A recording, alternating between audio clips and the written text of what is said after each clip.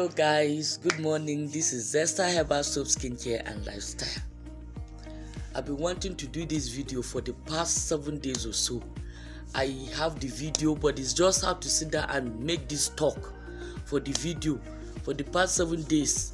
Every time, once I get up from the bed like this and I go into the day's activities, I'm not able to do any other thing again. So today I say immediately I wake up, I promise myself I'll do this video. Please do subscribe to our channel and don't forget our soap making class is always on. We are always on. Anywhere in the world, the way we teach is one that anywhere you are in the world, be you in the Arctic Circle, be you in Sahara Desert, be you in the Amazon forest, wherever you are, you can learn from us because we use standard and international methods. Okay, we will not use a method that it will be difficult for you. No, we use a method that wherever you are in the world it applies. The only thing is that you source your materials where you are. Okay, so our soap making class is still on, our cream making class, our promixing class, and honestly I don't teach buju method. Okay, I teach you in a way that you will understand, especially if you're willing to, if you're not looking for a fast way, especially if you're not looking for the one that they'll just tell you put this, put that, and that's all. No, I will teach you from the basics. I'll teach you from the foundation. I will teach you from the formulation, such that if you like myself, you don't even need to follow my own recipe at the end of the day. You don't even need to follow my own formula at the end of the day. I've taught you in such a way that you'll be able to think for yourself and make something else, improve on what is already on ground. That is how I teach. It's not about teaching some people fast. No, it's not about that. Okay, it's about telling somebody how to fish and not just giving the person fish. Okay, so thank you very much and enjoy the rest of the video. Have a nice day. I just woke up this morning and I'm making this video. Okay, so as usual, pardon me. Pardon my appearance, pardon the background. I'm on my bed. You see my net. Okay, although I'm not even so bothered about my appearance myself, I'm so bothered about my appearance as such. I'm just here to pass knowledge. Okay, or for us to share ideas, because we learn every day. As you see me like this, I can't quantify the amount of materials I've wasted doing experiments on soap. Most of the things I learn, I do on soap making, at times some of them I didn't even learn from anybody. It's from my own experience and from seeing some of the things I read. Okay, it's just that you cannot be an island. I realize that it's not good for you to be an island. You have to associate yourself with people of like minds.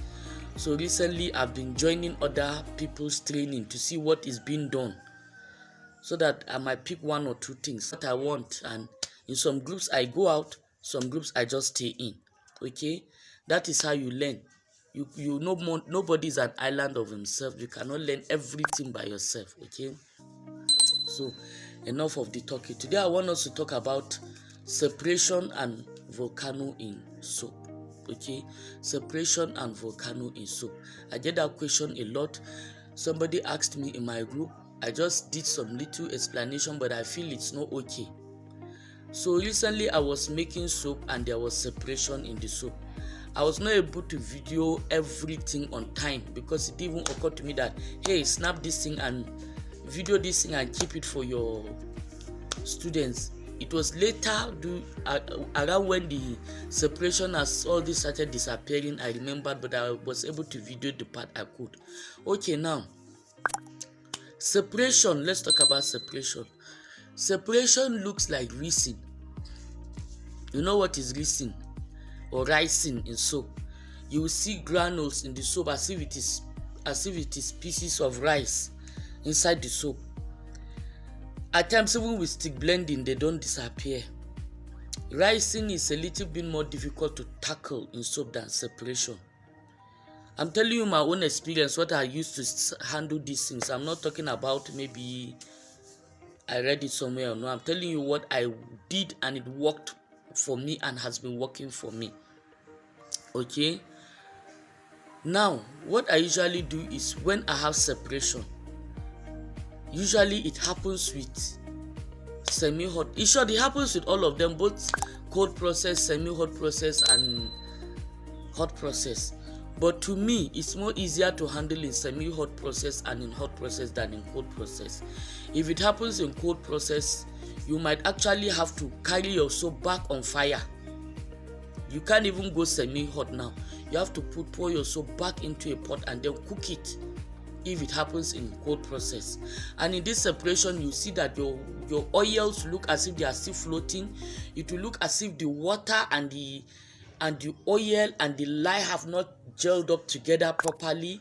It will look as if the oils and the lye have gelled a bit and water is floating one side, or somehow oil is floating somewhere. If you mix it vigorously, it will look as if it is going to form that nice paste, but then when you leave it, it separates back again. So what I usually do for that kind of soap is I make sure I mix vigorously, cover it, leave it, and then come back again, mix vigorously.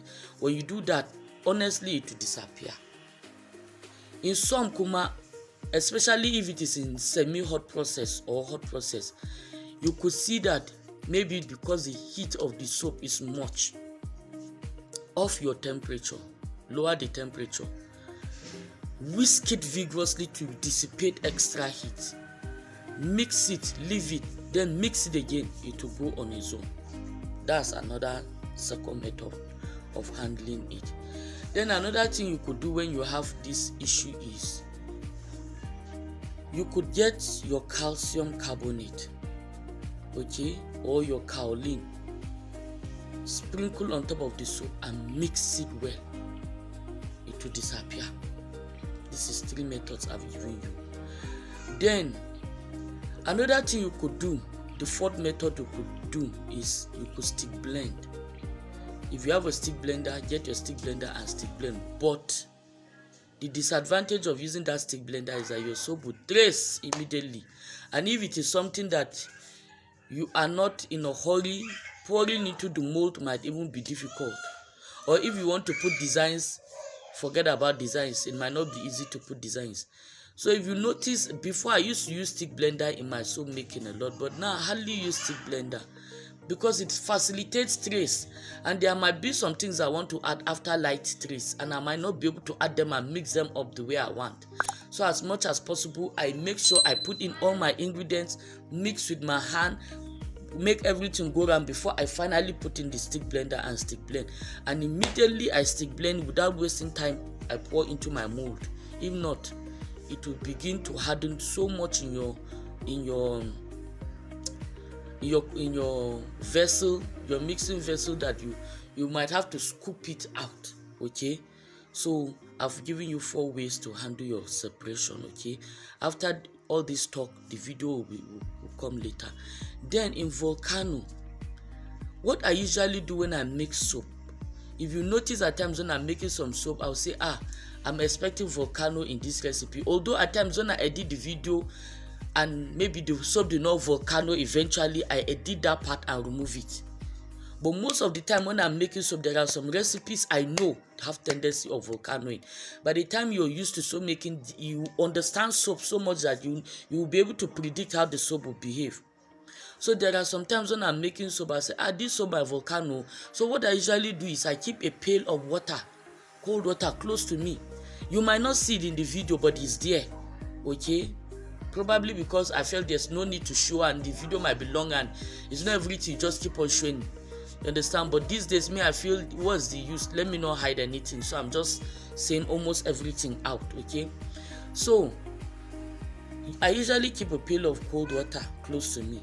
When I see the soap is volcanoing, when soap wants to volcano, when it starts, don't say that your container is big, the soap will not pour out. Don't say so. When this soap wants to volcano, even if the soap is only half of the container, when it wants to volcano, it can volcano and pour out of that container, even all myself. You will see it coming out as foam, but it's your soap that is coming out. Once it gets out, it will now solidify back into soap, and you see the soap will look very beautiful and gel-like. Okay, so what I do to control that volcano, once you see it starting, don't wait for it and say, hey, to come down, let me wait until it comes lower than this. No, immediately it start whisking, it, or start mixing vigorously, okay, to reduce the temperature. The volcano will come down. If it doesn't come down, if it's too fast for you, fetch a little bit of that cold water, sprinkle on top of the soap. If still that doesn't work, carry the vessel, put into that water. Usually you get a vessel that's big enough to be able to put the container you're making your soap into. Put it inside and be mixing while you sprinkle a little bit. Don't sprinkle too much. If not, if you put in too much, you're actually adding to your total amount of water that you've already calculated for your soap.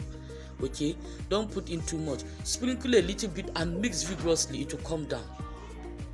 Okay, then again, if you have a sink and your soap vessel can enter your sink, you can actually lift up your soap batch, put inside the sink, allow water to be flowing, so that the cold water from the sink will be reducing the heat and the soap will come down.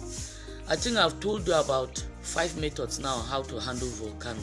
Okay, then at times when you see it happening like that, depending on the kind of soap and its behavior, you can just off the temperature or reduce completely the temperature of your soap. If you're making it hot process, you can just off the fire or reduce the temperature. Okay, then you allow the soap to cool down a bit. Once it cool down a bit, you can now put it back on fire and cook it. Most likely the second time it will not evolve volcano again. It will just harden up for you, and then you scoop your soap and pour into your mold. Bam, finish. Okay, so these are ways of handling volcano in soap making. I don't know if there's something else I've missed, I've forgotten to tell you. Okay, but nevertheless, if there's any other thing else, maybe as I'm editing the video, I'll add it. Maybe I'll write it out, I'll type it out on the screen and then add it. Okay, so guys, I think I've answered your questions. All these questions that I answered you are based on my own experience. Okay, so please, if you know you enjoyed this video or you like what we do in this channel, please do subscribe to our channel. Bye.